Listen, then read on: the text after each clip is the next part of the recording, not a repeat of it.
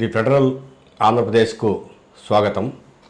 ఇప్పుడు మనము ఏఐటీసీ రాష్ట్ర కార్యాలయంలో రాష్ట్ర అధ్యక్షుడు ఆర్ రవీంద్రనాథ్తో మాట్లాడేందుకు వచ్చాం. కేంద్ర ప్రభుత్వం 4 లేబర్ కోడ్స్ను కొత్తగా ప్రవేశపెట్టింది. ఈ కోడ్స్ వల్ల నష్టాలేంటి, ఎందుకు కార్మిక వర్గం వ్యతిరేకిస్తున్నదనేది రవీంద్రనాథ్ గారితో మాట్లాడదాం. సార్ రవీంద్రనాథ్ గారు, నా పేరు జీపీ వెంకటేశ్వర్లు. నమస్కారం సార్. నమస్తే. ఇప్పుడు దేశవ్యాప్తంగా 29 కార్మిక చట్టాలను కేంద్ర ప్రభుత్వం రద్దు చేస్తూ వాటి స్థానంలో 4 కోడ్స్ను అమలులోకి తీసుకొచ్చింది. ఏంటి ఈ కోడ్స్ వల్ల ఆంధ్రప్రదేశ్ రాష్ట్రంలోని కార్మిక వర్గానికి జరిగే నష్టమేంటి, ఎందుకు ఈ ట్రేడ్ యూనియన్లన్నీ వ్యతిరేకిస్తున్నాయి, మీరు ఏఐటీసీగా ప్రధానంగా ఎందుకు ఈ కోడ్స్ను వ్యతిరేకిస్తున్నారు? నమస్కారం అండి అందరికీ. భారత కార్మిక వర్గం చరిత్ర ఒకసారి పరిశీలన చేస్తే స్వాతంత్రం రాకముందు, స్వాతంత్రం అనంతరం కూడా, స్వాతంత్రం రాకముందు కూడా బ్రిటిష్ ప్రభుత్వానికి వ్యతిరేకంగా కార్మిక వర్గం పోరాటం చేసింది. ప్రధానంగా ఏఐటీసీ 1920 అక్టోబర్ 31 తేదీన ఏఐటీసీ ఆవిర్భావం అయింది. అప్పుడు కార్మికుల యొక్క స్థితిగతులు, బ్రిటిష్ ప్రభుత్వం భారతదేశ సంపదనంతా కూడా కొల్లగొట్టడం, ఇండియాలో ఉన్నటువంటి కార్మికులంతా కూడా బానిసలుగా చూడటం, దీన్ని సహించలేనటువంటి కార్మిక వర్గం ఒక సంఘంగా ఏర్పడి ఏఐటీసీ ఆవిర్భావం జరిగింది. అప్పుడు స్వతంత్ర పోరాటంలో పాల్గొన్నటువంటి బాలగంగాధర్ తిలక్ గారు, పండిట్ జవహర్లాల్ నెహ్రూ ఇలాంటి స్వాతంత్ర సమరయోధులందరూ కూడా కార్మిక వర్గాన్ని ఒక తాటి మీదకి తీసుకొచ్చి సంఘాన్ని ఏర్పాటు చేశారు.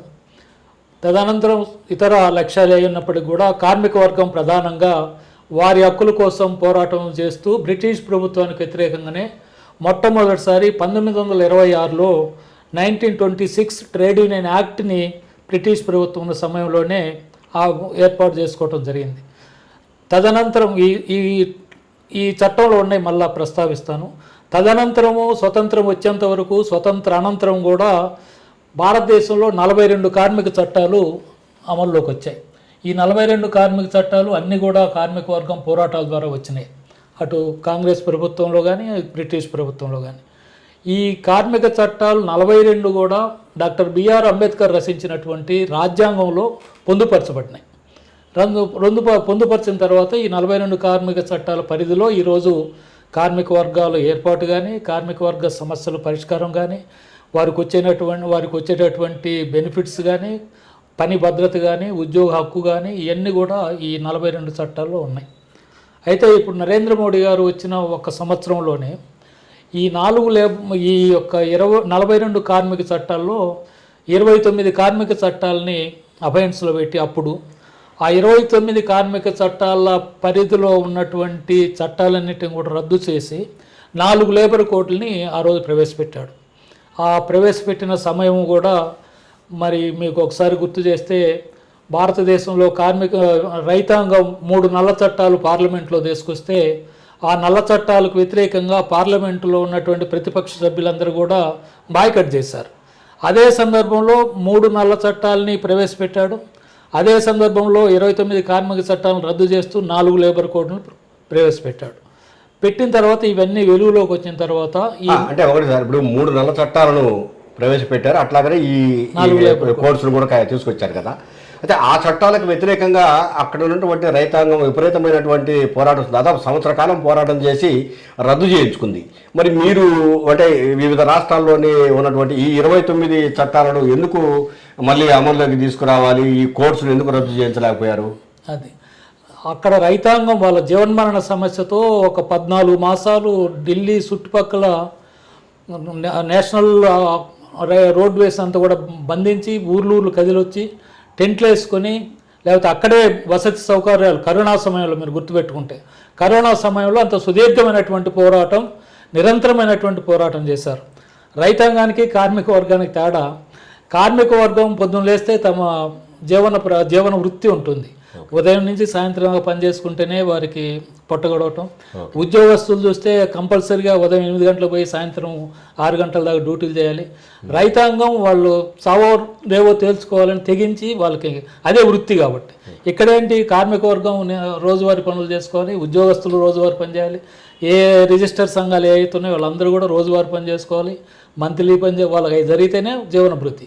ఆ సమయాన్ని దృష్టిలో పెట్టుకొని వీళ్ళు కార్మిక వర్గం కూడా గట్టి పోరాటాలు నిర్వహించింది. చెలో పార్లమెంటు నిర్వహించాం, జిల్లా స్థాయిలో కలెక్టరేట్లో దిగ్బంధన వేసాం, బంధులు చేసాం. ఈ సమయంలోనే అటు దేశాన్ని సంపద సృష్టించే కార్మిక వర్గం ఈ 4 లేబర్ కోడ్ల వల్ల నష్టపోతుంది. అటు దేశానికి వెన్నుముకైనటువంటి రైతు, మనందరం రైతు దేశానికి వెన్నుముకని, ఆ 3-4 చట్టాల వల్ల వాళ్ళు కోల్పోతున్నారు. ఈ పరిణామం జరిగినాక అటు రైతులు వ్యవసాయ కార్మిక వర్గం రెండు కలిసే ఈ పోరాటాన్ని వాళ్ళ చట్టాలు ఈ 4 లేబర్ కోడ్లు కలిసి పోరాటం చేస్తున్నాం. అయితే పార్లమెంట్ ఎన్నికలు 2-3 మాసాల్లో వస్తున్నాయి అనగా నరేంద్ర మోడీ గారు నల్ల చట్టాలు 3 నల్ల చట్టాలకు సంబంధించి పార్లమెంటులో నిండు పార్లమెంటులో క్షమాపణ కోరారు రైతాంగాన్ని. ఈ చట్టాలు మేము ఉపసంహరించుకుంటున్నాం, మీరు ఉద్యమాన్ని విత్డ్రా చేసుకోండి అని చెప్పి క్షమాపణ కోరి విత్డ్రా చేశారు.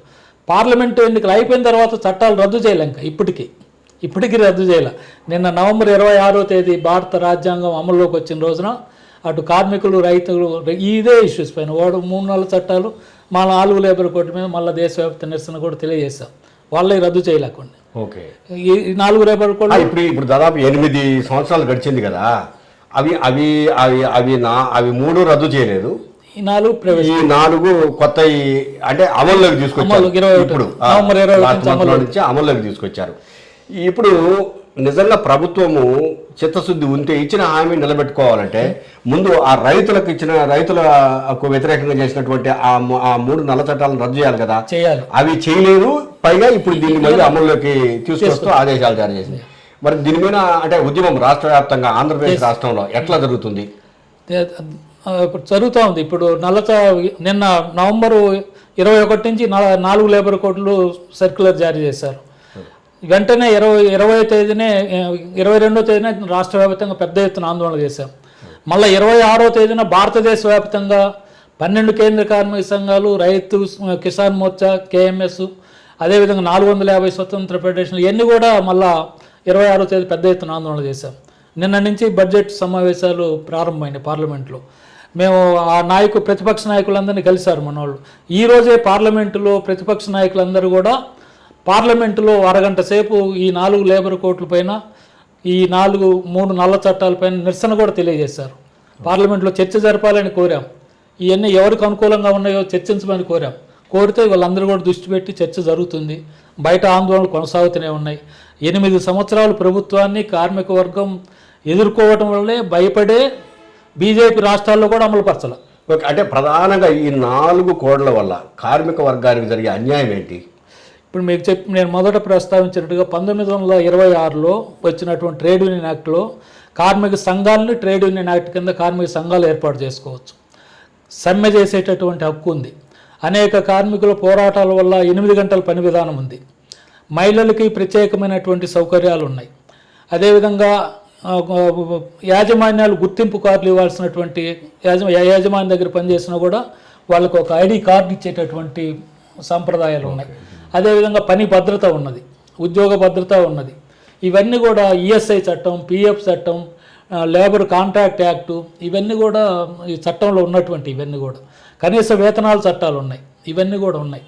ఇప్పుడు ఈ 4 లేబర్ కోడ్లలో ఏమైంది, సంఘం పెట్టుకోవాలంటే 26లో వచ్చిన యాక్ట్ ప్రకారం 7 మంది సిగ్నేచర్ పెట్టి సంఘం ఏర్పాటు చేసుకోవచ్చు.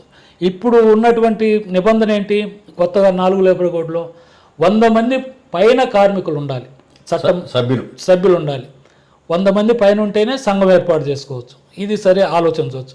కానీ ఇంకా దుర్మార్గం ఏంటి, 100 మంది కానీ పైన ఎంతమంది ఉన్నా కానీ వీళ్ళు ఎక్కడైతే పని చేస్తున్నారో ఆ పని చేసే యాజమాన్యాలు సంఘం పెట్టుకోవాలని అంగీకరించాలి.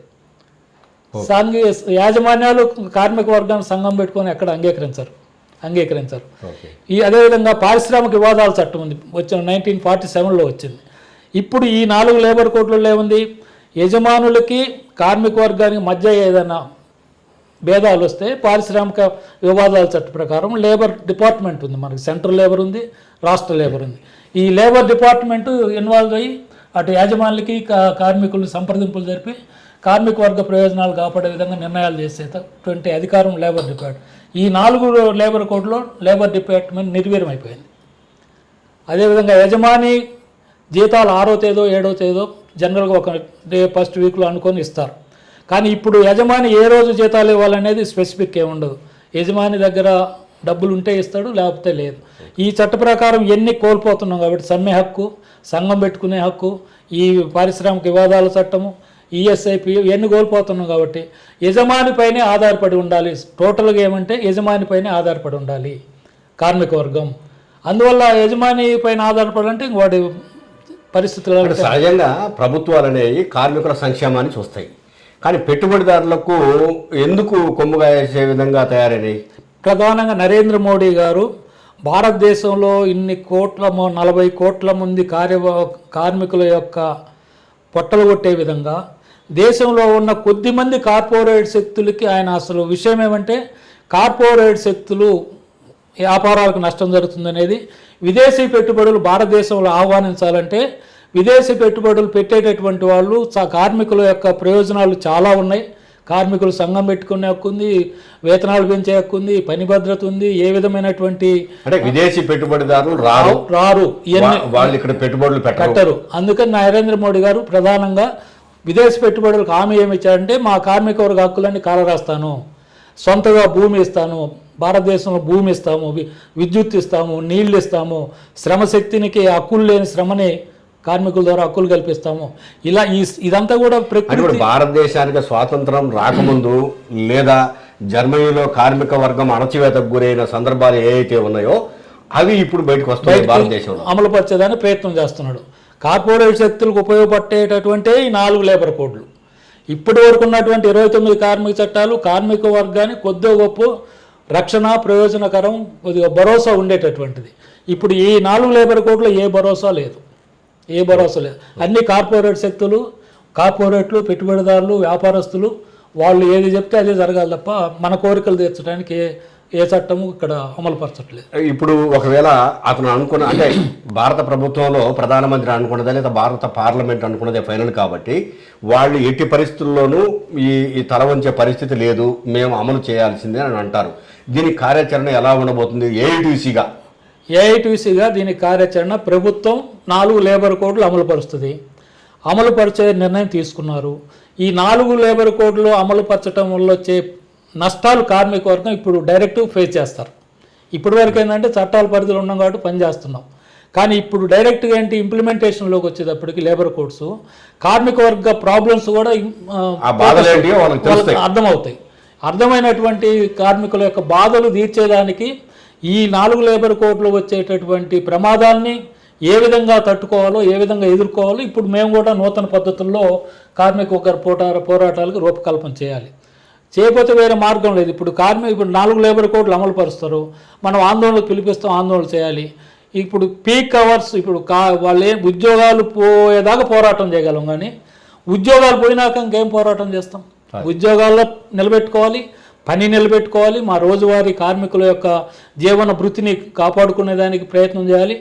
ఈ కార్మికుల హక్కులు, రక్షణ, ఉద్యోగ భద్రత, పని భద్రత ఇవన్నీ చూసుకుంటూనే వీటిని కాపాడుకుంటూనే ఆ 4 లేబర్ కోడ్లో వచ్చే పరిణామాలు ఏవైతే ఉన్నాయో వాటిని ఎదుర్కొనేదానికి నూతన పద్ధతుల్లో పోరాటాలు. ఇప్పుడు దాదాపు ఈ 15 రోజులలో కొన్ని కార్యక్రమాలు చేసేట్టున్నారు. ప్రధానంగా చేసిన కార్యక్రమాలు ఏంటి? మొన్న 26వ తేదీన కానీ భారత రాజ్యాంగానికి ముప్పు వచ్చింది కాబట్టి ఈ చట్టాలు కోల్పోవటం వల్ల రాజ్యాంగ పరిరక్షణ దినం రోజు మేమందరం కూడా కార్మికుల హక్కులు కాపాడాలని దేశవ్యాప్తంగా ప్రొటెక్ట్ చేశాము. అదేవిధంగా పార్లమెంటు సభ్యులందరికీ కూడా మెమోరాండాలు ఇచ్చాము. పార్లమెంటులో చర్చ జరపమని కోరాము.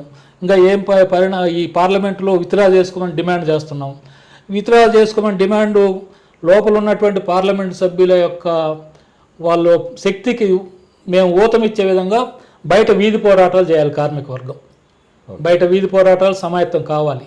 సమాయత్తం అవుతాం పరిణామాలను బట్టి, దేశవ్యాప్తంగా ఉన్న ఇష్యూ కాబట్టి దానికి తగిన విధంగా సమాయత్తం కావడానికి సిద్ధమవుతాం. దీంట్లో ఏమన్నా ఏ రాష్ట్రానికి ఆ రాష్ట్రం విడిగా ఏదన్నా రాయితీ అమలు జరుపుకోవడానికి ఏదన్నా అవకాశాలు ఏమన్నా ఇచ్చినాయా? దేశవ్యాప్తంగా ఒకటే చట్టమా? ఈ 4 లేబర్ కోడ్లు దేశవ్యాప్తంగా ఒకటే. ఇంప్లిమెంటేషన్ చేసే దాంట్లో ఆ రాష్ట్రాలు స్వయం ప్రతిపత్తి ఉంది. మళ్ళీ అదే ఏ రాష్ట్రానికి ఆ రాష్ట్రం కార్మిక రంగం అనేట ట్రేడ్ యూనియన్ అనేటువంటిది సెంట్రల్ గవర్నమెంట్ స్టేట్ గవర్నమెంట్ పాలసీల్లో ఇద్దరికీ హక్కులు ఉంటాయి.